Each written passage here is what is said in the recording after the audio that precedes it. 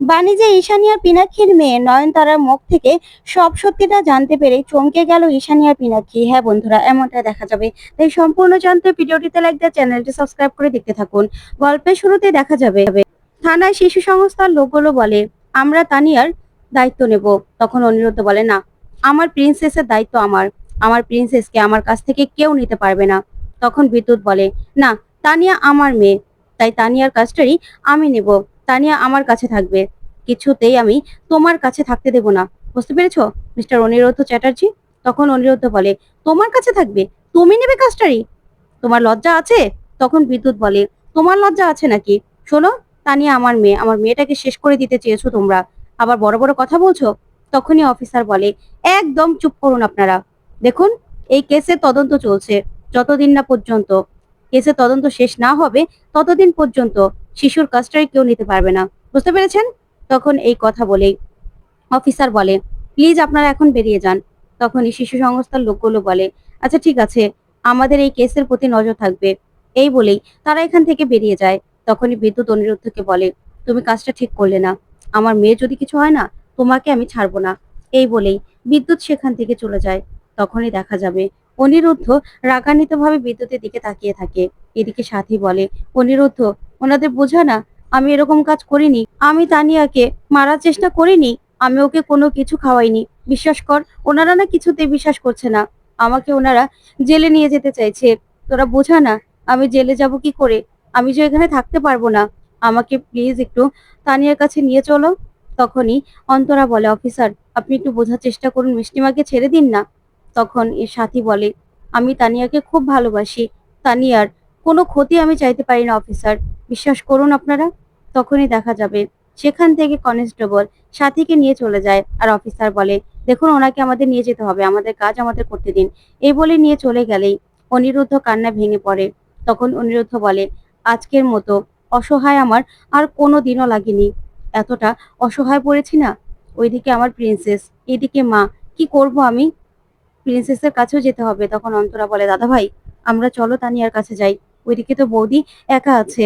তখনই অনিরুদ্ধ বলে, হ্যাঁ, আমার প্রিন্সেসের কাছে যেতে হবে। বানি একা আছে। বানির পাশে গিয়ে আমাকে দাঁড়াতে হবে। প্রিন্সেসের আমি কিচ্ছু হতে দেব না, কিচ্ছু না। তখন অন্তরা বলে, হ্যাঁ দাদা ভাই, তারপরে না হয় মিষ্টিমাকে আমরা ছাড়িয়ে নিয়ে যাব। তারপর অনিরুদ্ধ সেখান থেকে সোজা হসপিটালে চলে যায়। এদিকে হসপিটালের বাইরে সবাই অপেক্ষা করছে তানিয়ার জন্য। তখনই ডক্টর আসে। তারপর বানি বলে, ডক্টর, আমার মেয়ের কি অবস্থা? মামার কি কি অবস্থা এখন? তখন ডক্টর বলে, দেখুন, অবস্থা খুবই ক্রিটিক্যাল। যেকোনো সময় যেকোনো কিছু হতে পারে। আমরা পেট থেকে সমস্ত বিষ ওয়াশ করে দিয়েছি, কিন্তু এখনো কোনো রকম কোনো জ্ঞান ফেরেনি। জ্ঞান না ফেরা পর্যন্ত আমরা কিচ্ছু বলতে পারছি না। তখন তো এই কথা শুনে কান্নায় ভেঙে পড়ে বাণী। তখন ডক্টরকে অনিরুদ্ধ বলে, ডক্টর, আমার প্রিন্সেস ঠিক হয়ে যাবে তো? বলুন না, আমার প্রিন্সেস ভালো হয়ে যাবে তো? আমার প্রিন্সেসকে আপনি ভালো করে দিন ডক্টর। আমার প্রিন্সেসের যেন কিচ্ছু না হয়। এই বলেই কাঁদতে থাকে অনিরুদ্ধ। তখন ডক্টর বলে, মিস্টার চ্যাটার্জি, আপনি চিন্তা করবেন না। আমাদের সাধ্য অনুযায়ী আমরা সমস্ত চেষ্টা করছি। আপনারা ভেঙে পড়বেন না।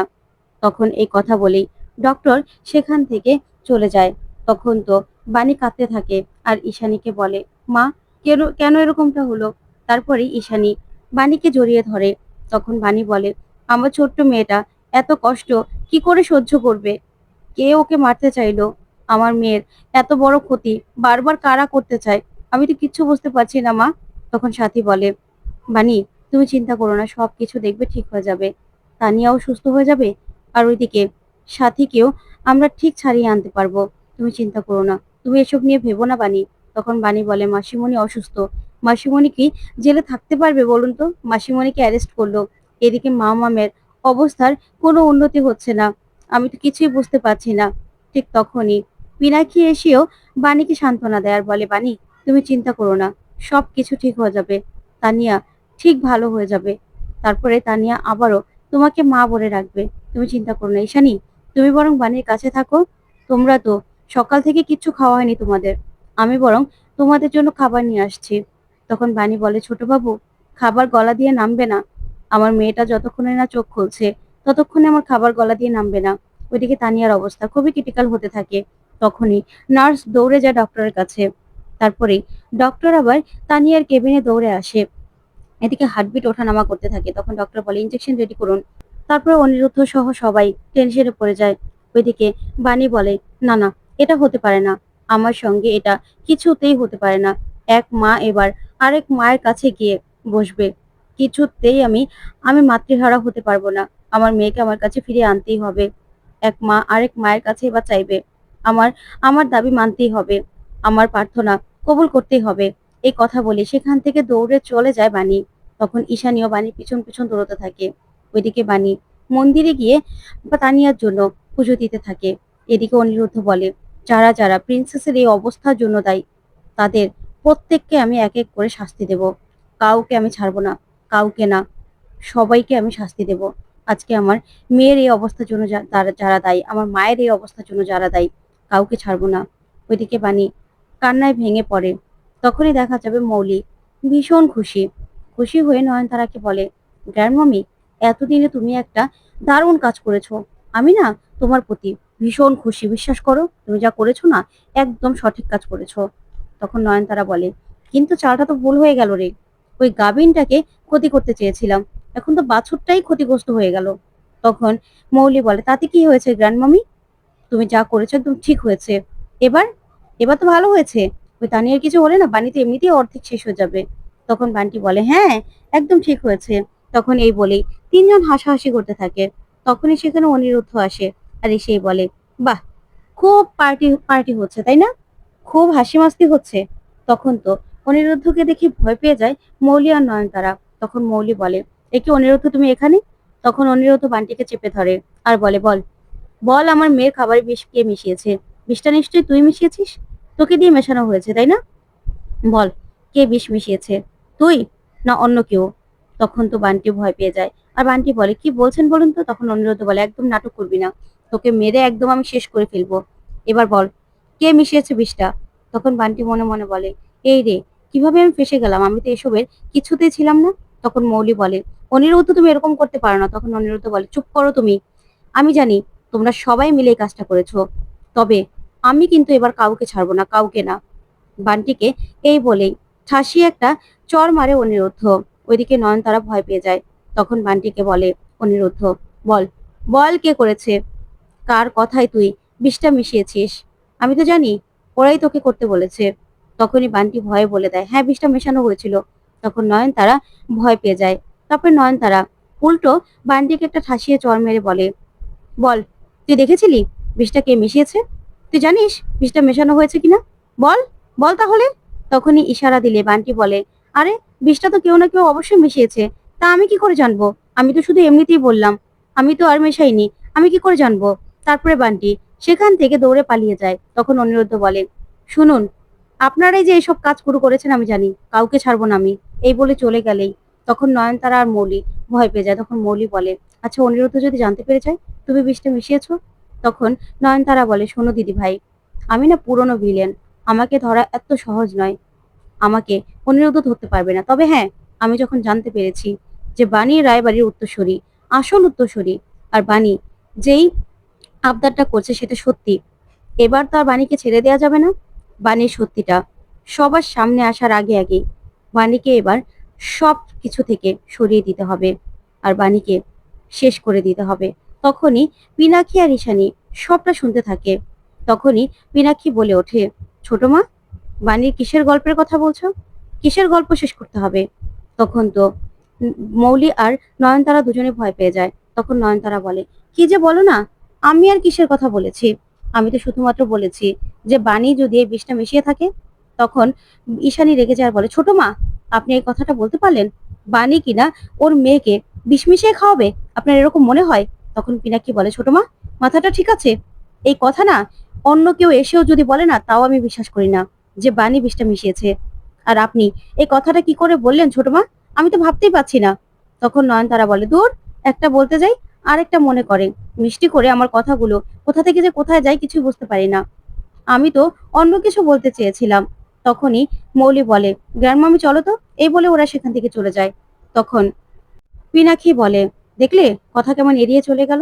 তখন ঈশানী বলে, ঠিকই বলেছো, কিন্তু আমি তো ভাবতে পারছি না বাণীর কোন সত্যির কথা বলছে, যে সত্যিটা সামনে আসার আগে সবকিছু শেষ করতে হবে। তখন পিনাক্ষী বলে, সেটাই তো, কোন সত্যি কথা বললো বলো তো ছোট মা? অন্যদিকে দেখা যাবে বাণী নিজের মাথার মধ্যে প্রদীপ নিয়ে, 2 হাতে প্রদীপ নিয়ে পুজো দিতে থাকে আর কাঁদতে থাকে আর বলে, তুমি আমাকে কষ্ট দিতে চাও তো কষ্ট দাও, তবে আমার মেয়েকে তুমি ফিরিয়ে দাও। আমার মেয়েকে আমার কাছ থেকে তুমি কিছুতেই কেড়ে নিতে পারো না, কিছুতেই না। যতক্ষণ না পর্যন্ত আমার মেয়ের জ্ঞান ফিরছে ততক্ষণ পর্যন্ত আমি নিজেকে কষ্ট দিতেই থাকবো। ওইদিকে তানিয়ার জ্ঞান ফিরতে থাকে। তখন ডক্টর বলে, শি ইজ ব্যাক। যাক, ফাইনালি রিকভার করা গেছে। তখন তানিয়া মা মা বলে ডাকতে থাকে। ওইদিকে অনিরুদ্ধ এসে দেখে খুশি হয়ে যায়। তখন অনিরুদ্ধ বলে, বাণীকে তো খবরটা দিতে হবে। তখন অনিরুদ্ধ সঙ্গে সঙ্গে সেখান থেকে ছুটে যায় বাণীর কাছে আর গিয়ে বাণীর হাত থেকে প্রদীপ, মাথা থেকে প্রদীপ নামায় আর বলে, বাণী, আমাদের প্রিন্সেসের জ্ঞান ফিরেছে, ও একদম ঠিক আছে। তখন তো বাণী এই কথা শুনে খুশি হয়ে যায়। তখন অনিরুদ্ধ বলে, তোমার প্রার্থনা শুনেছে, তোমার প্রার্থনা শুনেছে ঠাকুর, চলো তোমাকে যেতে হবে। তখন বাণী বলে, মামামের জ্ঞান ফিরেছে? মাম্মাম ভালো হয়ে যাবে তো মিস্টার চ্যাটার্জি? মাম্মামের কিছু হবে না তো? তখন অনিরুদ্ধ বলে, না বাণী, একদম ঠিক হয়ে যাবে আমাদের প্রিন্সেস, চলো। তখন সেই কথা শুনে কান্নায় ভেঙে পড়ে বাণী আর ভীষণ খুশি হয়। তারপরে সেখান থেকে সঙ্গে সঙ্গে হসপিটালে চলে আসে বাণী আর অনিরুদ্ধ। ওইদিকে বাণী আর অনিরুদ্ধ তানিয়ার কাছ থেকে কেবিন থেকে বেরিয়ে আসে। তখন ঈশানী বলে, কেমন আছে তানিয়া? তখন বাণী বলে, ডক্টর, মাম্মাম কয়েকবার মা বলেই আবার চোখ বন্ধ করে ফেললো কেন? তখন ডক্টর বলে, দেখুন আপনার মেয়ে এখন আউট অফ ডেঞ্জার, ওর আর কোনো রকম কোনো বিপদ নেই, আপনি চিন্তা করবেন না। ওকে ঘুমের ওষুধ দেওয়া হয়েছে, ঠিক হয়ে যাবে। আমরা আজকের দিনটা রাখবো, তারপরেই সবকিছু ঠিকঠাক দেখলে কালকে ছেড়ে দেব। তখন পিনাক্ষী, ঈশানী সহ সবাই একটু নিশ্চিন্ত হয়, সবাই খুশি হয়। তারপরে বাণীর মনে পড়ে যায় বিষের কথা। তখন বাণী ডক্টরকে জিজ্ঞাসা করে, আচ্ছা ডক্টর, আপনি যে বলেছিলেন মাম্মামের শরীরে বিষ পাওয়া গেছে, সেটা কিসের বিষ? আপনি কি আমাদের বলতে পারেন? সেটা কি সত্যি বিষ পাওয়া গেছে না অন্য কিছু? তখন ডক্টর বলে, দেখুন মিসেস চ্যাটার্জি, ওর শরীরে অনেক কড়া একটা নার্ভের ওষুধ পাওয়া গেছে, সেটাই বাচ্চাটাকে খাওয়ানো হয়েছে। তখন বাণী বলে, নার্ভের ওষুধ? তখন ডক্টর বলে, হ্যাঁ। তখন বাণী বলে, আচ্ছা, আপনি সেটা দেখাতে পারেন? তখনই ডক্টর সেই রিপোর্টটা বাণীকে দেখায় আর সেই ডক্টর ওষুধের ছবিটাও দেখায় আর বলে, এই ওষুধটা খাবারে মেশানো হয়েছিল, সেই খাবারটাই ওকে খাওয়ানো হয়েছে। তখন তো অনিরুদ্ধ ওষুধটা দেখতে চিনে ফেলে আর বলে, এই ওষুধটা, এই ওষুধটা তো মা খায়। তখন বাণী বলে, কি বলছেন মিস্টার চ্যাটার্জি, মাসিমণির ওষুধ? তখনই অনিরুদ্ধ বলে, হ্যাঁ। তখন বাণী ভালো করে দেখে বলে, হ্যাঁ, এটা তো মাসিমণির ওষুধ। তখন ঈশানী বলে, সাথীর ওষুধ? সাথীর ওষুধ খাবারে কে মেশাবে? পায়েসে কে মেশালো? তখন অনিরুদ্ধ বলেন, খাবারে কে মিশিয়েছে সেটা তো আমাদের জানতেই হবে। ওইদিকে ঈশানী পিনাক্ষীকে গিয়ে সবটা খুলে বলে। তারপর অনিরুদ্ধ বলে, বাণী, তুমি চিন্তা করো না, যারা যারা এই কাজটা করেছে না, আমি ঠিক তাদের খুঁজে বের করব। কে বা কারা আমার মাকে ফাঁসানোর চেষ্টা করেছে, তাদেরকে আমি ছাড়বো না। তারপরে অনিরুদ্ধ দেখতে পায় বাণীর হাতগুলো পুড়ে গেছে। তখন ডক্টরকে ডেকে আনলেই বাণী বলে, মিস্টার চ্যাটার্জি, আমাকে নিয়ে আপনি এত চিন্তা করবেন না, ঠিক হয়ে যাবে। তখন ডক্টর বলে, এগুলো তেমন কোনো সমস্যা নেই, আমি একটা ওষুধ লিখে দিচ্ছি, আপনি বরং এনে ওনার হাতে লাগিয়ে দিন, তাহলে দেখবেন ভালো হয়ে যাবে। তখনই অনিরুদ্ধ সেই ওষুধ আনতে চলে যায়। এদিকে দেখা যাবে ঈশানী আর পিনাক্ষী চিন্তায় পড়ে যায়। তখন ঈশানী পিনাক্ষীকে বলে, তুমি কি থানায় ফোন করেছিলে, সাথীর সঙ্গে কথা বলেছিলে? তখন পিনাক্ষী বলে, দাঁড়াও, আমি এখনই ফোন করছি।